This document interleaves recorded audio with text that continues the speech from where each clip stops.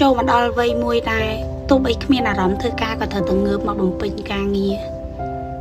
ទោះបីមានអារម្មណ៍ថាឈឺចាប់ក៏អត់អាចទៅផ្ដេកផ្ដួលក្នុងការឈឺចាប់នឹងបានមានអារម្មណ៍ថាពិបាកចិត្តប៉ុន្តែក៏អត់អាចអង្គុយនៅត្រឹមតែពិបាកចិត្តបានគ្រប់យ៉ាងត្រូវតែបំពេញតួនាទីរបស់ខ្លួនឯង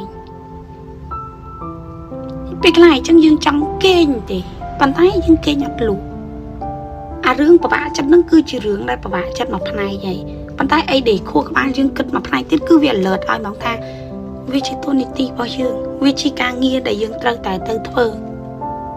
ជឿចាប់ពិបាកចិត្តគឺជារឿងដែលពិបាកចិត្តវាជារឿងផ្នែកអារម្មណ៍ប៉ុន្តែរឿងការងារគឺជារឿងបែបផ្នែកកម្លាំងកាយវាមិនមែនអារម្មណ៍អាហ្នឹងអញ្ចឹង